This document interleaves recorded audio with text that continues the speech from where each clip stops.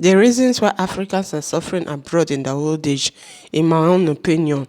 I saw a video of a man lamenting that the reason he's suffering is because he has no investment back home, so he cannot return back to his hometown because he has no home, no car, nothing to fall back to when he returns. That he has no money on him.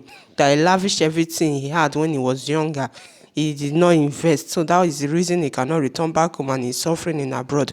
Then another person said the reason they are suffering in abroad is because they did not invest in abroad, the country they have, because they went and invested back home. So that is the reason they are suffering in the abroad. So both parties are right. The one who did not invest back home and is suffering abroad is right. The one who invested back home and has refused to go back home and is now suffering abroad is also right. In my own opinion, I will explain.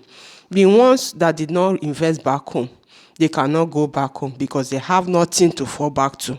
They are stuck. Why are they stuck in abroad? Because they did not also invest in the abroad. Assuming they invested in where they are and did not invest back home, they will not be stuck. Take for instance somebody who has a job and he retired in that country. You have well integrated into the system and you work to your old age and you get retired. Your pension money, there's no way you will be stranded because you will not be paid.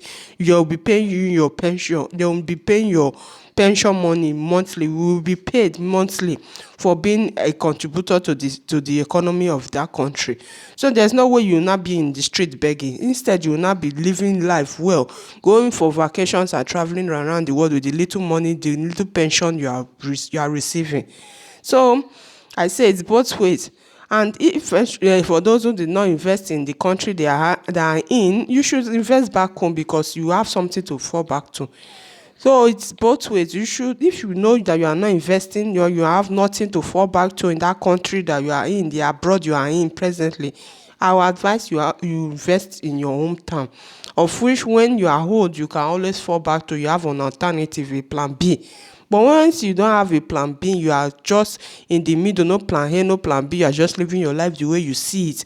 Certainly at old age, it will bounce back to you. You will surely regret it. It's not a prayer point, it's not prophecy, it's reality. As much as you are investing back home, you should also make a plan for eventuality in the country you are staying. Having investment abroad is not only opening a African shop. They have other investments you can do. You can buy shares. You can be partner to other companies. You can buy into other companies and merge. So you should invest also in the country you are. If you know that you want to retire in that country, invest your time and energy in that country. Invest for your future. Don't lavish your future today, expecting a miracle to happen tomorrow. You plan tomorrow today. You plan for tomorrow today. If you know you are investing in Africa, that means your plan is to retire back home. But if your plan is to retire in the country you are staying, invest in that country, your time, your money. Invest because even if you don't if you have a good investment in that country, you can pay a caregiver to be taking care of you. You don't need to start begging in the street to feed. Your pension will pay you, your investment will pay you. And if you invest back home, you can also go back home and also get a caregiver that will also be taking care of you. You returning back home is not a yardstick that they will take good care of you if you don't have money to provide for family and friends.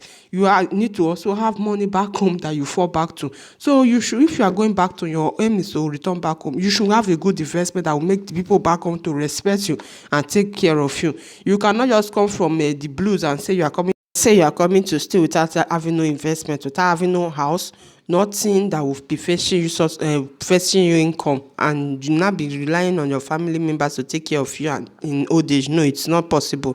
You have to have a house and an investment that will not be fetching you money that will be taking care of you. Is that money that you used to take care of you in the country you are returning, your country that you have returned back to. So it's a two-way thing. You will invest in your country that your country of origin is a brilliant idea. You also investing in the country that you are staying is also a brilliant idea. It depends on your own interest. It depends on where you wish to stay your old age, where you want to stay in your old age. It depends on you. So I wouldn't discourage you from investing in your own country, and I will also not discourage you from investing in the country of your residence where you are staying, because it is still your choice. If you want to invest in the country you are staying, it's a very brilliant idea. You have a house, you have investment. There's no way those things will not make you live comfortably in that country you're staying in. There's no way to not. It will surely make you live comfortable. You will not go and be begging in the street. And when you also invest properly in your country of origin, you going back home will not also be a problem, because there is no way you have investment back home, you have good house, good investment back home, that you will not be reluctant to return back to your home to retire back home. It's not possible, except there are other factors that is preventing you from going back home. Except that, but if it's for money wise and you have a good investment that is fetching you good money back home, there's no way you will not want to return back home, because you will not be lacking money. And if you also have a good investment in your place of residence, there's no way you will not live a good life. There's no way you will not be going for vacations, you will not be going for trips, you will not be enjoying your life in the place you are staying, because you have the money to take good care of you. So it's also all boils down to good investment. It also all boils down to good savings. It also boils down to management, financial management. You don't just eat your cake. You won't eat your cake and have it. When you have money, you invest for tomorrow, you save for tomorrow. You don't lavish everything and give to family or friends and want a miracle to happen for you in the future. No, plan for your future today. Don't put all your burdens on your children or your family, expecting that they will be the one to take care of you in your old age. No, plan for yourself. The Bible says a good father leaves an inheritance for his children. So you should plan for yourself and leave a good inheritance for your children to inherit. Most of you, instead of you to be planning for your future, you are planning on how to get a second wife, how to get third wife, how to get fourth wife, how to have children everywhere. That you are African man. You have one wife in Nigeria, you have another one overseas. You have abroad, you have one abroad, you have one in Nigeria. You have plenty girlfriends, which is the source of lavishing on your money. You are not saving. There's no way, because women cost money, children cost money. Instead of you to be planning for your future, you are busy lavishing money on women. And instead of you to be thinking for your tomorrow, how to save and how to make investment for your tomorrow, no, you are busy thinking about your John Thomas. It's the John Thomas that is your problem. I'm not concerned about tomorrow. Then when old age comes, you start to put your burden on your children. Or your responsibility will not be on your children, will not be forcing them. They do not do, they are now wicked.